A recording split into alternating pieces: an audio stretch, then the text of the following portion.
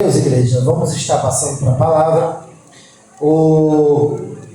Estarei lendo em Êxodo capítulo 12, aqui no verso 26. Amém? Quem for acompanhar, diz assim a palavra: E acontecerá que quando vossos filhos vos disserem: que culto é esse? Que culto é esse vosso? Então direi: este é o sacrifício da Páscoa ao Senhor, que passou as casas dos filhos de Israel no Egito, quando feriu aos egípcios e livrou as vossas casas. Então o povo inclinou-se e adorou. Que coisa linda. Amém? Vamos orar? Pai, eis aí, Pai, o versículo chave desse dia, Pai, a qual o Senhor me deu em minha casa, Deus, e peço-te, Deus, traga uma revelação para o teu povo nesta noite. Revela-nos, ó Pai, aquilo que precisamos saber, aquilo que precisamos ouvir, aquilo que vai nos alimentar, Pai, de forma, Deus, que o Senhor possa também, Pai, falar comigo nesta noite. Seja feita a tua vontade e o teu querer em nossas vidas, meu Pai. Que tudo venha a ser conforme a tua vontade e o teu querer. Abençoa desde já, Pai, esta casa de oração. Todos quantos estão aqui, ó Pai, aqueles que não puderam vir, seja feita a tua vontade na vida de cada um, em nome de Jesus. Amém, igreja? Glória a Deus, que se minha água, se alguém puder trazer para mim, é vitória. Amém? Vamos estar aqui, trazendo uma alusão aqui maior sobre este versículo, uma visão maior, A palavra vai nos mostrar, vai nos ensinar que através de José, todo o povo ali de Israel foi para o Egito. E lá no Egito, o povo de Israel ficou por muito tempo. E mediante a isso, o povo foi escravizado lá no Egito, Todos sabemos. E através desse fato veio a nascer Moisés.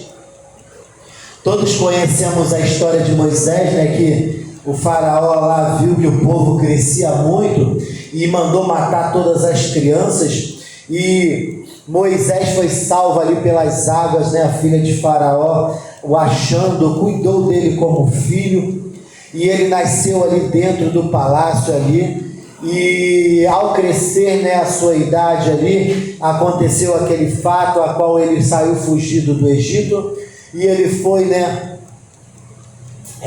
para longe do Egito, e teve um encontro com Deus no monte, naquele momento, com a sarça ardente. Deus falou com Moisés que Deus o enviaria para livrar o teu povo, o povo de Israel, da mão lá dos egípcios. E então Deus trabalhou na vida de Moisés, e assim Moisés voltou ao Egito para poder livrar o povo de Israel. Nesse momento ali aconteceu vários fatos, que não é esse o ponto-chave da pregação hoje. Mas ali Moisés, através do poder de Deus, ele fez ali acontecer ali milagres, eventos maravilhosos aos nossos olhos, ao qual teve as 10 pragas do Egito. E ali, bem antes ali da última praga, Moisés mandou o povo fazer ali, cumprir a Páscoa, A Páscoa, a qual nós conhecemos hoje mediante a Jesus Cristo, iniciou-se lá no Egito, quando Moisés falou: vós comereis a Páscoa. Como é que será feito essa Páscoa? Essa Páscoa vai se ajuntar ali as famílias dentro da tua casa com roupas, roupas já pronto para sair de viagem, E ali eles matariam ali o cordeiro, pegariam o sangue desse cordeiro, aspergeria, passaria nos umbrais da porta e das janelas de vossas casas, e comeria aquele cordeiro ali em pé e apressadamente, como quem já estaria saindo, Eu estou explicando aqui resumidamente como foi a Páscoa, a primeira Páscoa lá no Egito. Páscoa né, na tradução lá do nome quer dizer passagem, né, que quer dizer passar por cima, né? Então o povo não entendeu muito, mas cumpriu a ordem, que vós cumpririam a Páscoa ali naquele momento, Pessagem. Eu acho que é assim que fala, se eu estiver me pronunciando errado, me perdoe, acho que é Pessagem, alguma coisa assim que se pronuncia. E ali o povo, né, fez conforme Moisés falou. Eu achei muito interessante sobre o fato, por que passar o sangue do cordeiro nos umbrais e nas janelas. Eu fiz uma pequena pesquisa no dia de hoje, e eu ouvi uma explicação que eu achei interessante. Qual foi a explicação? Que lá no Egito, o povo do Egito tinha a sua mania, não sei, ou sua forma de viver, que eles escreviam ali os votos para os seus deuses, uma coisa que eles escreviam lá e colocavam nas portas e nos umbrais das casas deles. Então o povo de Israel, por estar tão ali familiarizado com a forma desse povo agir, também decidiu escrever alguma coisa também relacionada ao Deus, né, de Israel, também para colocar lá, qual é conhecido, se eu não me engano também, desculpa a pronúncia, acho que é Mezuzá que fala, também não lembro exatamente o nome. E ali eles colocavam ali nos umbrais da porta, só que isso foi uma coisa copiada dos egípcios, segundo eu ouvi a explicação, né? Estou aqui colocando conforme eu ouvi, mas eu não sei a explicação correta, foi como eu dei uma pesquisada e eu ouvi dessa forma a explicação. Então, qual ali a questão de você passar o sangue do cordeiro nos umbrais da porta, ali na janela, nas portas? Porque o sangue, sem derramamento do sangue, né, não tem remissão de pecado, não tem livramento ali da morte, vamos falar assim. O sangue do cordeiro significava ali naquele momento uma renúncia dos velhos hábitos, uma renúncia do velho eu. É como se fosse a morte do velho eu, através do sangue aspergido, né? Assim eu pesquisei dessa forma e veio trazer essa explicação, que o sangue nos umbrais ali era para que houvesse uma renúncia do velho, uma renúncia de como você estava ali, de uma forma que não era exatamente a forma que agradava a Deus, né? Todos sabemos que o sangue nos umbrais das portas e na janela era uma marca, um selo, porque o anjo da morte ia passar.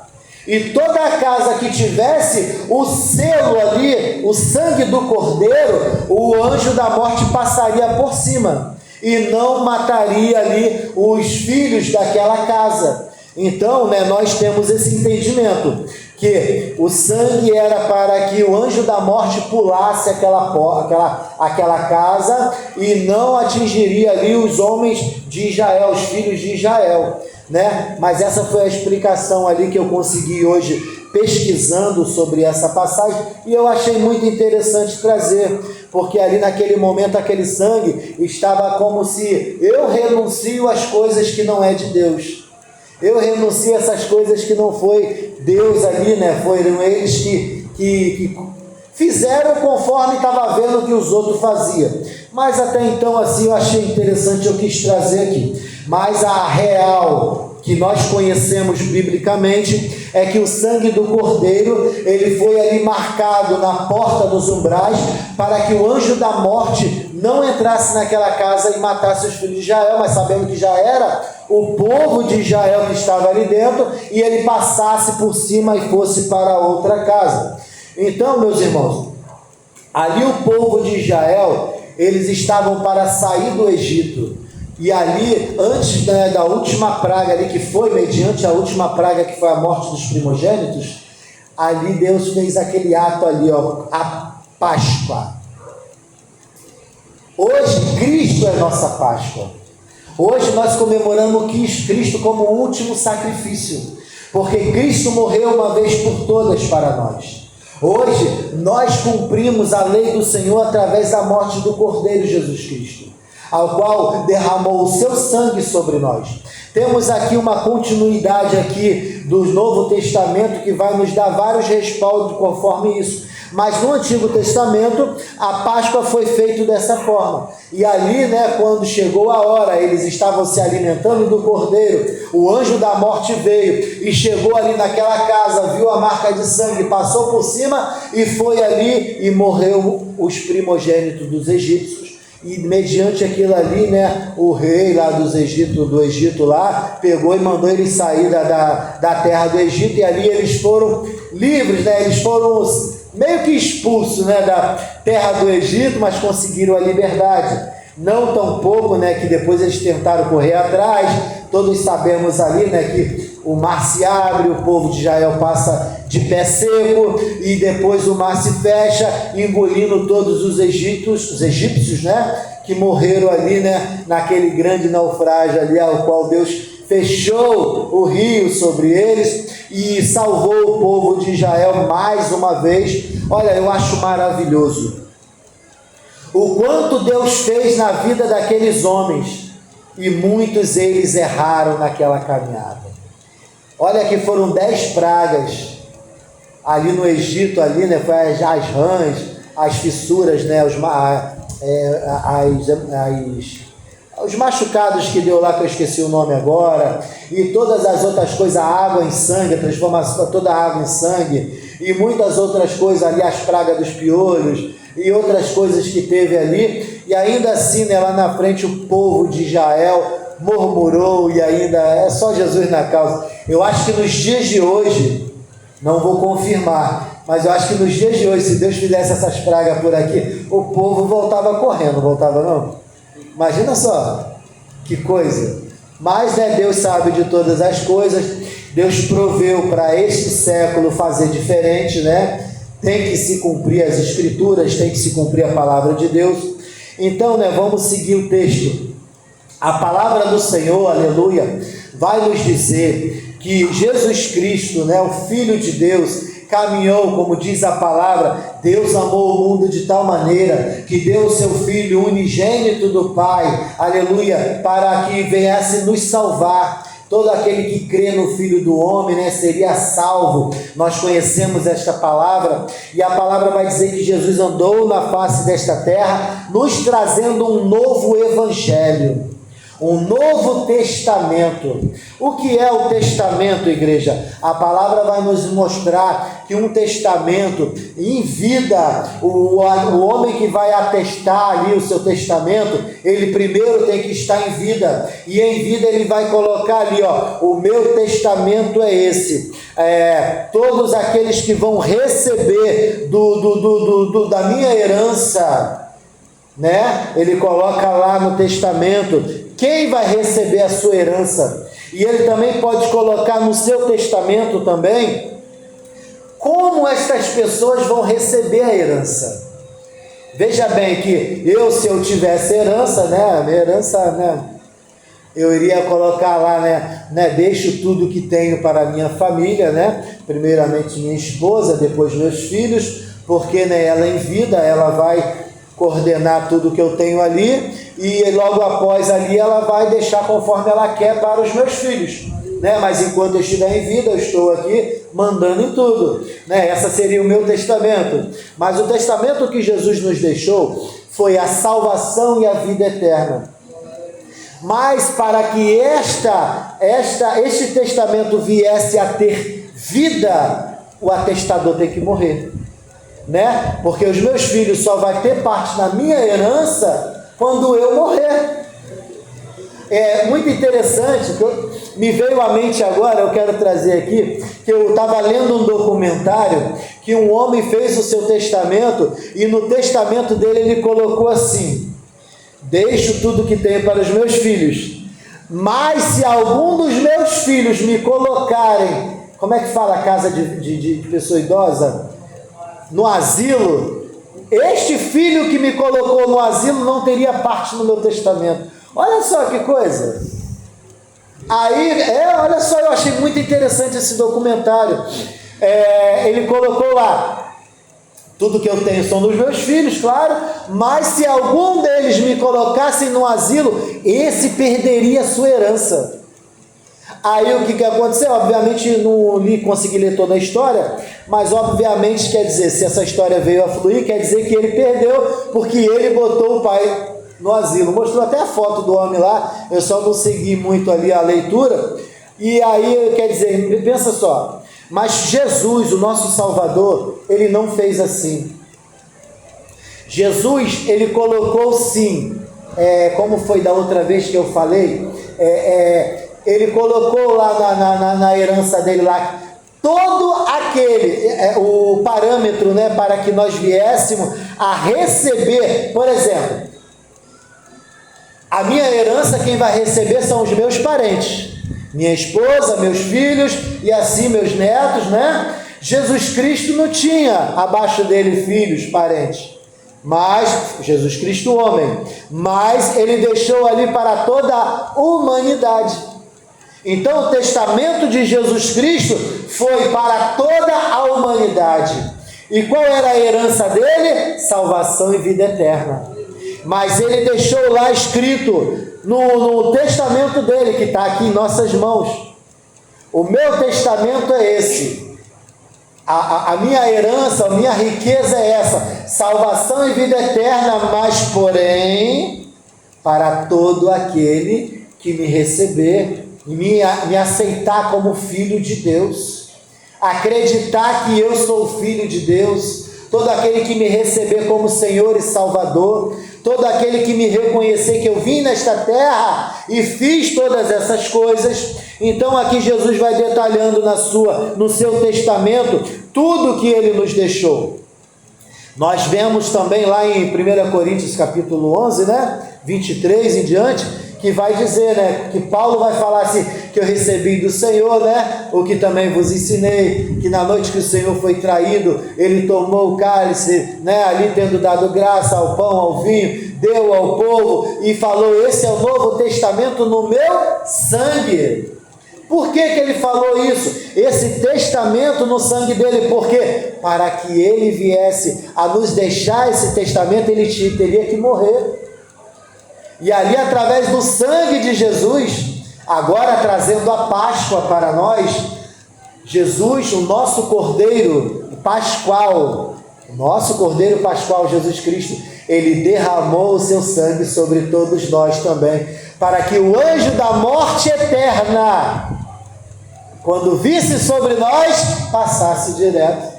E agora nós não morreremos mais eternamente, a não ser que não estivermos escrito no livro da vida. Mas através do sangue de Cristo, esse anjo da morte vai pular a gente. A gente vai voltar, né? Tá certo que vamos morrer uma vez, como diz a palavra, que este corpo é pó e voltará ao pó, seremos revestidos do corpo incorruptível para poder estarmos assim na presença de Deus. E assim nós faremos parte deste testamento no sangue de Cristo, a qual ele nos deixou. Então, aleluia, o sangue de Cristo nos lava, o sangue de Cristo nos purifica, o sangue de Cristo nos faz novo todos os dias. Como eu já preguei antes, a palavra que vos tens ouvido, vós estáis limpo pela palavra que está ouvindo. Hoje nós estamos limpos pela palavra que estamos ouvindo. Se Jesus vier nos buscar hoje, mediante a palavra, nós vamos para o céu. Nós vamos para o céu, cara. Porque em todo momento que há um arrependimento, em todo momento que há um entendimento da palavra do Senhor, nós estamos salvos. É a palavra de Deus que nos diz: enquanto há fôlego de vida e esperança, estou eu aqui vivo. Pai, tem misericórdia da minha vida, me perdoa. Hoje, Pai, estou mais uma vez aqui ouvindo Tua palavra e estou sendo lavado pelo Teu sangue. É o sangue de Cristo que nos lava. Se o sangue de Cristo nos lava, quem sou eu ou outra pessoa para nos julgar? Ninguém pode nos julgar. A palavra do Senhor vai falar: Jesus não veio para julgar o mundo, Ele veio para salvar. E como que Jesus veio salvar? Derramando o seu sangue pascual sobre nós.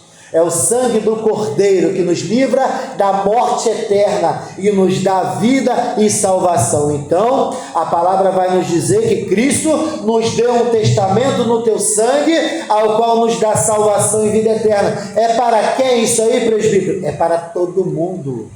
É para a senhora, é para mim, é para ele, para ela, para ele, é para todo mundo. Ninguém pode dizer, eu estou salvo e você não está salvo, porque só ele sabe. A palavra diz, naquele dia vamos nos surpreender. Quero dizer, irmãos, a palavra de Deus vai nos dizer muito interessante. Olha que coisa interessante. A palavra vai dizer que 2 homens foram fazer oração no templo. Foi o publicano e o fariseu.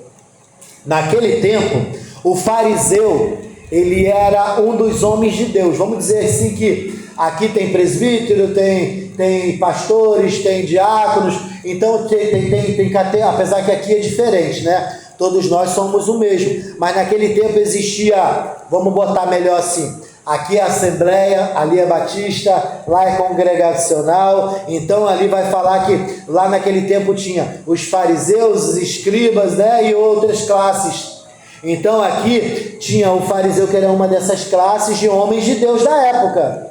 E o publicano não. O publicano geralmente era colhedor de impostos, tirado como ladrão, tirado como roubador. Então a palavra vai nos colocar aqui que o fariseu estava lá no púlpito, aqui ó, Deus orando, ele estava orando, Deus, muito obrigado porque eu não sou como esse publicano, muito obrigado por isso e por aquilo. E ele defamando o homem que estava lá na porta. O publicano nem na porta passou.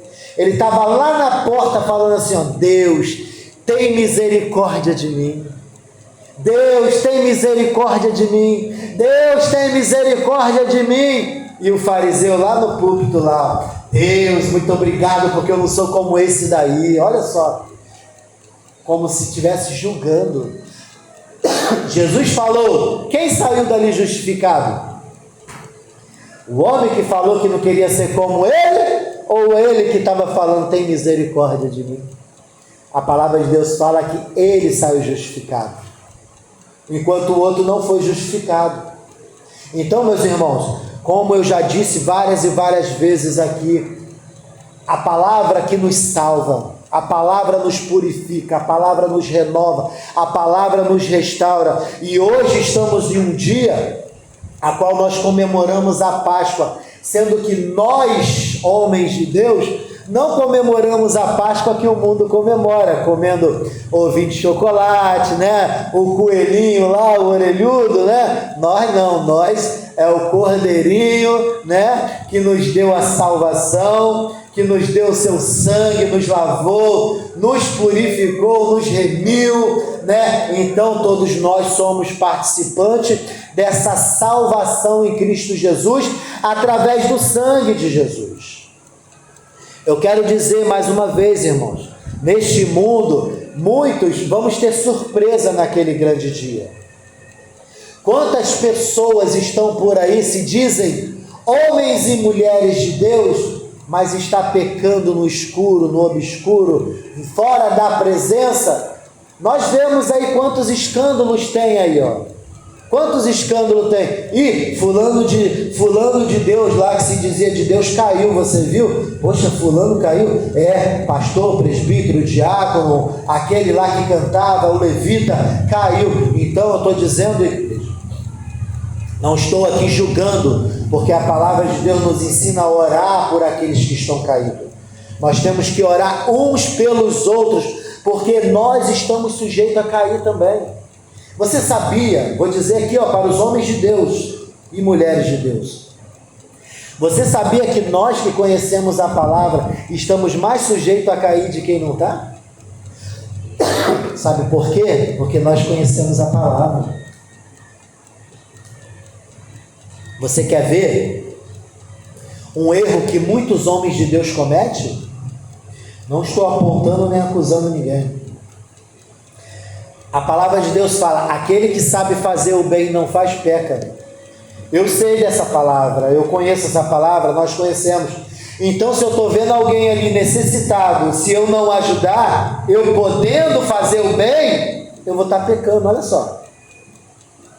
Enquanto muitas pessoas que estão aí no mundo, que não fazem mal para ninguém e ajudam muitas pessoas, quem sou eu para dizer que essa pessoa, só porque às vezes não vem à igreja, ou só porque às vezes não reconheceu, talvez por não conhecer a palavra, mas que é uma pessoa que acaba fazendo a obra de Deus sem perceber, não vai ser salvo. Então, irmãos, nós não sejamos julgadores de maneira nenhuma, mas que nós venhamos a sempre trazer uma palavra que venha trazer uma comunhão, para que esta pessoa que não tem o conhecimento, venha ter o conhecimento, e venha conhecer, para que ela venha ser salva através do conhecimento da palavra. Porque nós, aleluia, pregamos o que conhecemos, mas se nós não vivermos o que conhecemos, nós também estaremos pecando. O que me adianta conhecer a Bíblia de capa a capa e não fazer aquilo que ela me manda? Eu estaria sendo mentiroso, eu estaria sendo hipócrita. Então nós que estamos de pé, como diz a palavra, vós que estáis de pé, cuidado para que não caia, porque nós não sabemos o dia de amanhã. A tentação vem para todos, diz a palavra. Todos seremos tentados. Veja lá, tem visto meu servo Jó? Olha só, homem prudente, homem fiel a Deus. O inimigo não foi tentar contra a vida dele? Tem visto meu servo Jó? Fiel, ora, sacrifica. Aí o inimigo foi lá, não, mas também você dá tudo para ele, né? Não, vai lá, pode tocar. Veja bem, quantos de nós sofremos? Porque Deus acredita em nós. Olha, eu acho essa passagem muito maravilhosa por causa disso. Entenda isso que eu vou falar. Quantos de nós sofremos porque Deus permitiu? Porque Ele confiou em mim e em você. Ele vai, Fabiano, não toca nele não, que ele é fraquinho. Mas, se eu tiver aquela essência de Jó, Deus tem misericórdia da minha vida. Não, tem visto meu servo Jó? Pode tocar, pode tirar tudo que ele tem. Esse aí, Aí o inimigo foi lá e tocou na vida de Jó e tudo que ele tinha. Jó desceu ao fundo do poço, mas depois ele veio ter tudo restituído, 3 vezes mais ou até mais. Veja bem, Deus conhece o meu coração, Deus conhece o teu coração. Deus sabe até onde Ele pode fazer eu passar por necessidade ou dificuldade. Deus sabe também onde você pode. A palavra de Deus diz, lá em Coríntios 10:13, que não veio tentação sobre nós, senão humana. Mas também com a tentação, Deus nos dá o escape. E esse escape é porque Ele sabe que você só suporta até esse momento.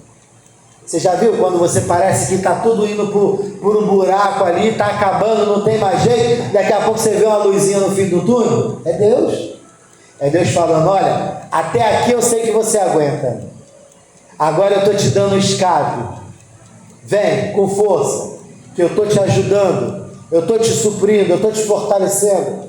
Irmãos, ninguém faz o bem se não for pela vontade de Deus, não. Porque a palavra nos ensina que o que é a escuridão? A escuridão é a ausência da luz. Então o que é o mal? O mal é a ausência do bem.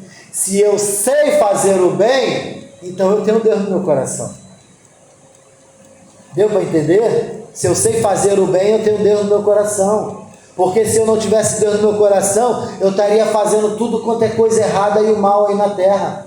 Se eu reconheço que eu falho, é Deus me tocando, falando, olha, eu estou aqui, eu estou vendo que você está até fraquinho nessas coisas, mas eu estou aqui para te ajudar, eu estou aqui para te fortalecer. Irmão, se estamos de pé hoje, é porque Deus tem nos dado força.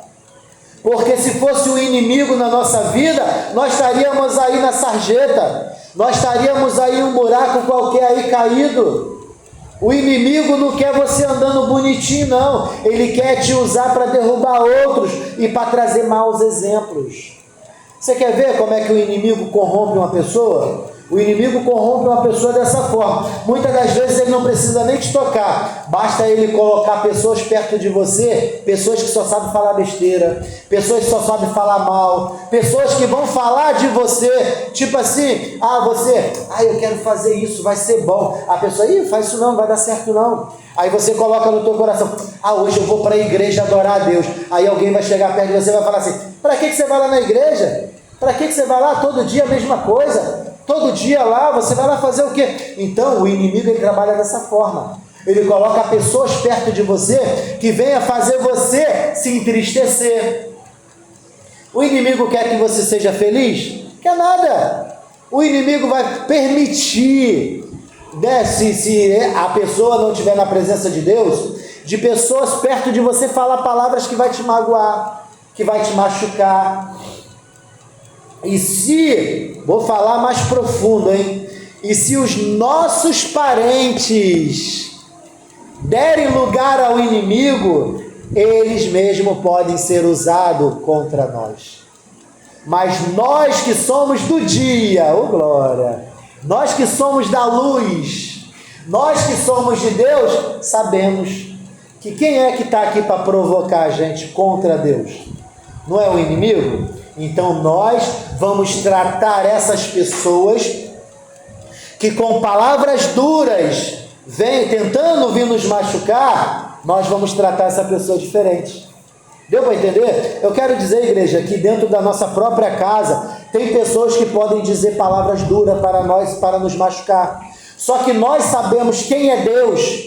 Nós sabendo quem é o poderoso Deus que nos guarda, nos livra, e Ele já nos deu a palavra. Quando falarem mal de vocês, saibais que falaram mal de mim primeiro. Foi Jesus que falou isso, não sou eu que estou falando não. Eu só estou repassando o que Ele escreveu na tua palavra. Então, quando alguém dentro do teu lar, fora do teu lar, na rua, no teu trabalho, falar mal de você, você pode até abrir um sorriso. Não precisa falar nada com essa pessoa, mas na tua mente você fala, está repreendido, Satanás. Satanás, para de usar a boca deste homem. Satanás, para de influenciar essa pessoa. Satanás, para longe de mim, está repreendido em nome de Jesus. Você não precisa falar em voz alta para a pessoa que está, de repente, maltratando, falando uma palavra dura, ouvir para que não venha trazer escândalo, para que não venha trazer briga, para que não venha trazer confusão. Mas, se puder, balbucia. Está amarrado, Satanás. Está repreendido, Satanás. E assim, irmão, diz a palavra, resisti ao diabo e ele fugirá de vós. Está escrito. Nós vamos ter lutas constantes, irmão. Hoje você passa por uma luta, eu passo por outra. Eu também estou nas minhas lutas. Só que eu não dou o braço a torcer. Está ruim, mas está ruim com Deus, porque Ele está permitindo. Agora, se está ruim, passando com Deus comigo, imagina passar sem Deus. Você sabe o que acontece quando a gente passa na luta sem Deus? A gente sofre mais. A gente é mais magoado, a gente se entristece mais, a gente se revolta mais. Tudo é motivo para a gente chutar o balde. Quando Deus não está operando, por exemplo, eu estou passando uma dificuldade física, financeira, eu estou passando, mas eu estou com Deus. Todos os cultos eu estou aqui, só se eu estiver ruim mesmo, estiver de uma forma que não dê mesmo, eu estou aqui, eu estou lá na matriz. A gente já, por exemplo, estou aqui pregando a palavra de Deus. Não é verdade? Mas só Deus sabe como eu estou aqui, sentindo o meu pulmão meio quente, porque eu estou meio congestionado, né? Garganta aqui, vocês estão vendo que eu estou tossindo. Mas eu estou aqui com Deus, irmão. Deus está me suprindo todos os dias. Imagina sem Deus. Eu posso chegar ali fora, ali, dar uma tossida, me engasgar e cair, e só Deus sabe da minha vida. Então, irmãos, tá ruim, porque Deus está permitindo, Deus permite também. Né? Não diz lá a palavra, Eliseu morreu da doença que tinha? E quantos outros lá também não teve doença, enfermidade? Timóteo, toma lá um copinho de vinho por causa da sua úlcera lá no estômago, lá do seu problema no estômago. não é? Então nós vemos que muitas pessoas passaram dificuldade, pessoas que passaram ali, ó. Você vê a sogra de Pedro, não estava doente, Jesus foi lá e curou ela, né? E o amigo de Jesus lá não morreu, Lázaro, Jesus foi lá e o ressuscitou. E tudo isso são sombras das coisas que Deus pode fazer na nossa vida hoje. Então, irmãos, tá difícil hoje? Amém, mas eu estou com Deus. Então, se Ele quiser resolver esse problema, Ele vai resolver. Se Ele quiser que eu continue nesse problema, o que eu vou fazer? E aí? Se Deus quiser que eu continue nesse problema, o irmão está com um problema na vista. Deus pode te curar agora, se Ele quiser. Seja curado em nome de Jesus. Se não foi, porque Deus não permitiu no momento. Porque se Deus é o dono da cura, Deus pode curar ele por completo. Só que quem cura é Deus. Se Ele curar, Ele é Deus. Se Ele não curar, Ele continua sendo Deus. Quem somos nós para julgar? Deu para entender? Então, assim que Deus trabalha. O irmão, do jeito que está, com problema na vista, não está conseguindo adorar a Deus? Não está conseguindo até dirigir seu carro? Está conseguindo fazer a obra de Deus? Está conseguindo fazer seu trabalho cotidiano? Isso não o impediu de fazer tudo o que você faz. Deu para entender? Deus pode curar ele agora, em nome de Jesus? Vai que acontece, né? Vamos já profetizar. Eu profetizo que Deus vai te curar em nome de Jesus. Mas é a vontade dele, tá? Se for dele te curar agora, meu irmão, pula aí, ó. Roda, sapateia, né? Estou fazendo a minha parte. Estou aqui, ó. Deus cura a irmã Marlene. Deus me cura em nome de Jesus. Cura a irmã. Opera na vida da irmã, em todas as áreas. Na vida do irmão. Vai lá, entra com providência na vida. E vai lá na vida do irmão lá também, em nome de Jesus. E assim vai, irmãos. Quem é que pode nos dar? Irmãos, eu quero dizer uma coisa para os irmãos agora. O que você está passando no seu momento agora não é nada para Deus. Sabe por quê? Deus não está preocupado com nossas limitações e dificuldades. Não está, gente. Veja bem, Deus nos compara a ovelhas muitas das vezes, não é? Deus é o pastor, nós somos as ovelhas. Sendo que quando a ovelha é rebelde, você sabe o que o pastor chega a fazer com a ovelha rebelde? A ovelha que foge muito do rebanho, o pastor vai lá e quebra a pata dela. Pensa só, Deus quebrando o nosso braço, a nossa perna, para nos limitar. Para que isso acontece? Para que não venha sobre nós coisa pior. Então os problemas que nós estamos passando hoje, pode ser simplesmente para uma vitória grande lá na frente. Qual é a maior vitória que nós podemos ter? Salvação. A maior vitória que nós temos, sim senhor, por gentileza, a maior vitória que nós temos é que nossa família venha para nós. Eu vou te contar um testemunho que eu ouvi hoje ou ontem, não lembro. Um jovem, vou limitar aqui a história porque não é minha, né? Um jovem, ele passou mal, foi levado para o hospital, né? Quem ouviu vai saber que história é essa. Um jovem passou mal, foi levado para o hospital, e chegando no hospital, acusaram que ele tinha lá dengue hemorrágica, se eu não me engano. Aí foram lá, medicaram ele para esse problema, e ele melhorou, ele foi para casa. Chegando em casa, ele passou mal lá, né, convulsionou, praticamente quase morreu, foi levado às pressas para o hospital. Chegou lá no hospital, era outro problema, e aí ele foi entubado, acho que ficou em coma, não sei, por algum tempo, ou ficou sem a consciência por algum tempo, e depois ele recobrou a consciência. Aonde que eu estou? Ele estava em casa, foi parar no hospital, e lá no hospital entubado, não conseguia falar porque estava entubado, mas ele recobrou a consciência, e na consciência dele ele começou a lembrar da igreja do crente. Aí ele foi e começou a falar: Senhor, me dá uma chance, se o Senhor me tirar aqui eu vou te servir, né? Ele falou com as palavras dele lá, o encontro lá que ele teve lá. O que aconteceu?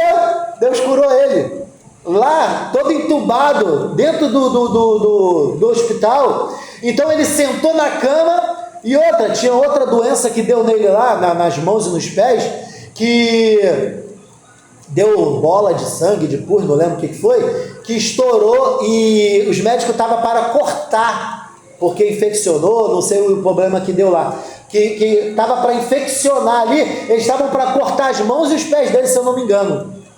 Aí ele foi, né, ali, Deus me salva, me cura, me dá uma chance, Deus foi lá e curou ele.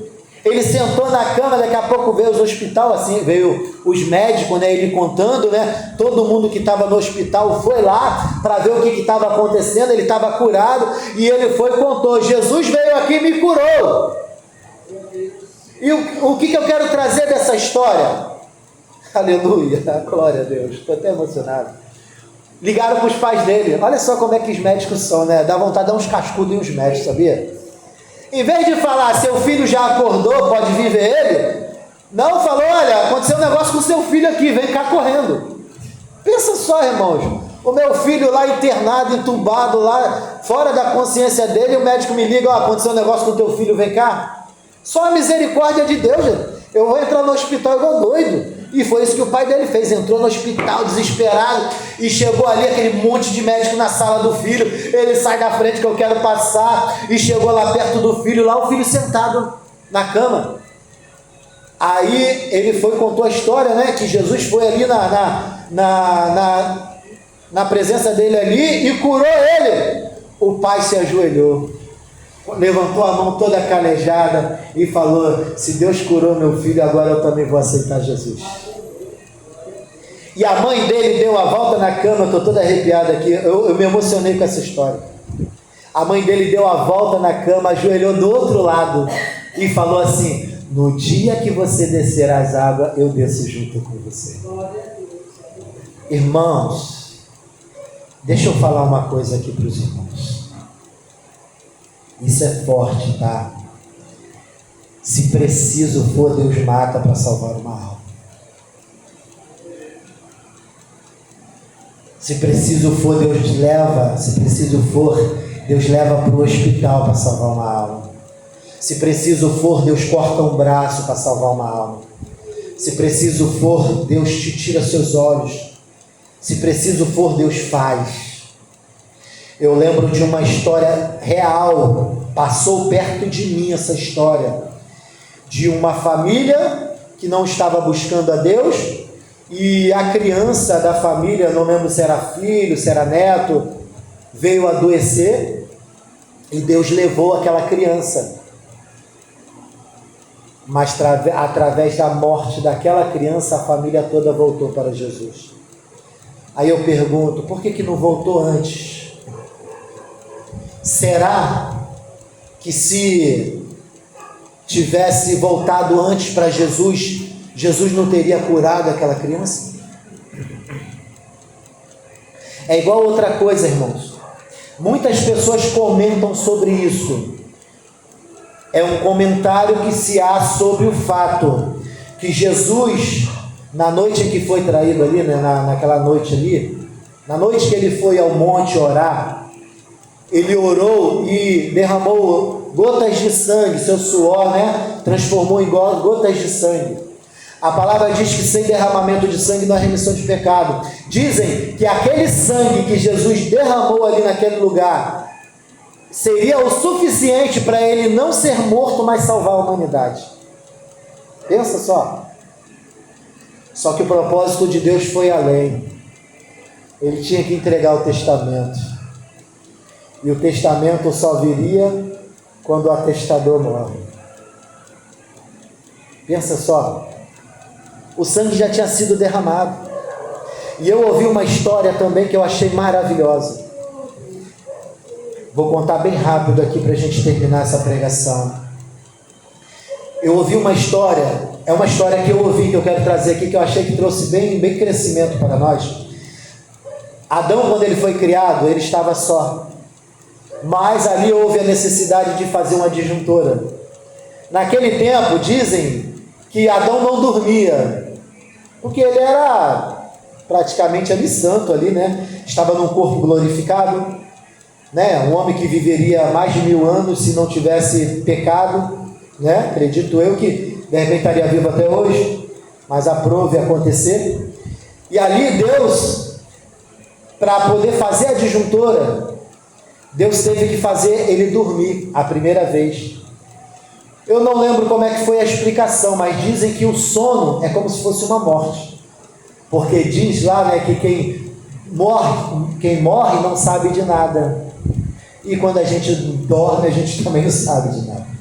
Mas para que Deus tirasse, Deus fizesse a operação de arrancar a costela de Adão para poder criar Eva, Deus levou Adão para o sono, como se fosse uma quase morte.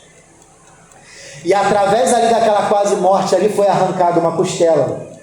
Quando se abre uma costela, obviamente se sai sangue, derrama-se sangue. Não sei como Deus fez, se é que derramou mesmo. Eu estou contando a história que eu ouvi.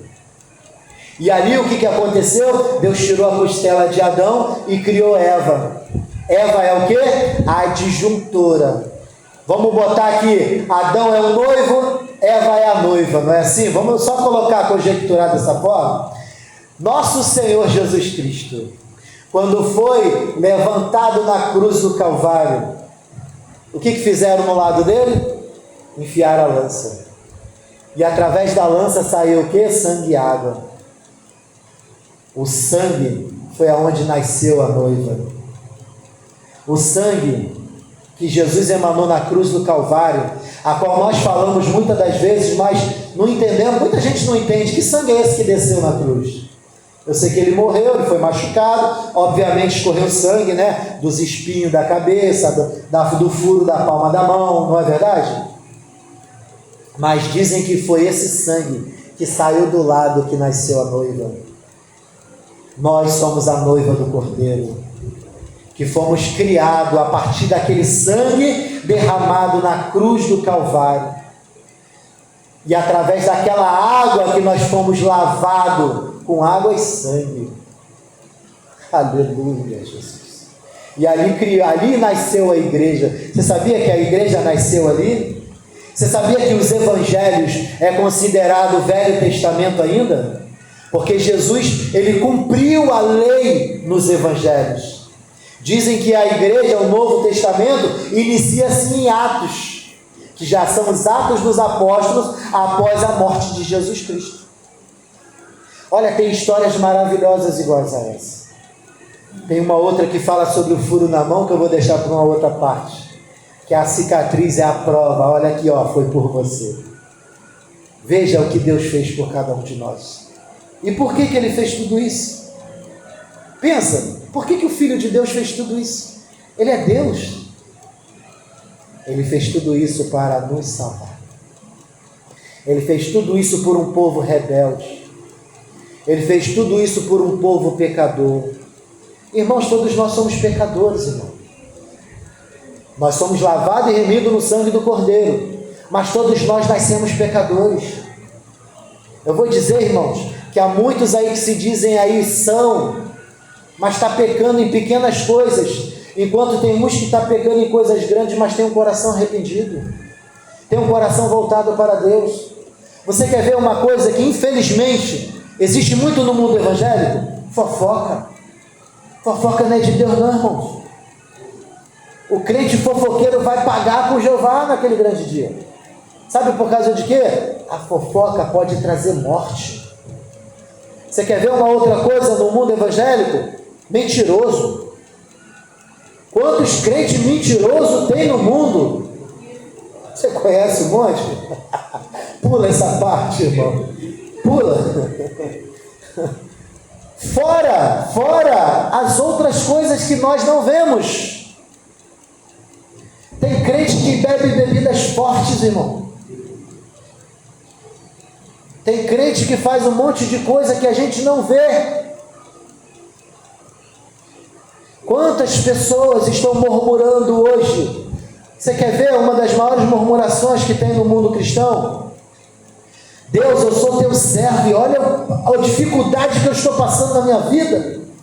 Você não está me vendo não, Deus? Deus, você levou meu filho. Deus, você levou minha esposa. Deus, você levou meu pai e minha mãe. As pessoas estão culpando Deus. pensa só, irmãos, chegar naquele grande dia lá, apartai-vos de mim, pois não vos conheço, mas Senhor, eu preguei no teu nome, eu evangelizei, eu ministrei tua palavra, eu tomei a santa ceia, apartai-vos de mim, pois não vos conheço, porque todo o mal que você fez aos outros, a mim você me fez. A fofoca que você fez para aquela pessoa, você estava fazendo para mim. A mentira que você estava mentindo, foi eu que recebi. Aquele erro que você cometeu, eu que sofri ele. Deus, a palavra vai dizer que Jesus levou sobre si os nossos pecados. Quais são os nossos pecados? Mentira, fofoca, morte e o que mais que dá para se fazer nesse mundo? Mas a palavra vai dizer que Cristo levou sobre ele o pecado que vos trazia a morte, eu tomei sobre mim e levei lá na cruz do Calvário. Ele morreu por mim, por você, pelos meus pecados e pelos vossos pecados, para nos dar salvação. Irmãos, independente do que você passa hoje, continue firme com Cristo, porque ninguém pode te julgar, ninguém pode te julgar. Podem te julgar segundo ao que vê, mas segundo a palavra, só Deus. Obviamente que a palavra nos dá diretrizes a seguir, mas quem é que consegue fazer isso daqui à risca? Diz para mim. O povo lá, que é o escolhido, eles dizem que conseguem fazer tudo, mas eles não conseguem fazer porque não tem mais sacrifício. Então a palavra de Deus vai dizer, se você errar em um, você erra em todos. Então como é que eles estão cumprindo a palavra se eles não conseguem cumprir um que falta? Se vocês não estão cumprindo um, você não cumpre todos. Agora nós que somos de Cristo Jesus, o nosso Cordeiro Pascual, a qual morreu na cruz do Calvário como último sacrifício, nós cumprimos a palavra. Você sabia que nós cumprimos a palavra? Jesus nos deixou aqui, 2 mandamentos: amar a Deus sobre todas as coisas, acabou, e amar ao próximo como a ti mesmo. Então, se você cumpre esses 2 mandamentos, você cumpre a salvação que Cristo tem nos revelado.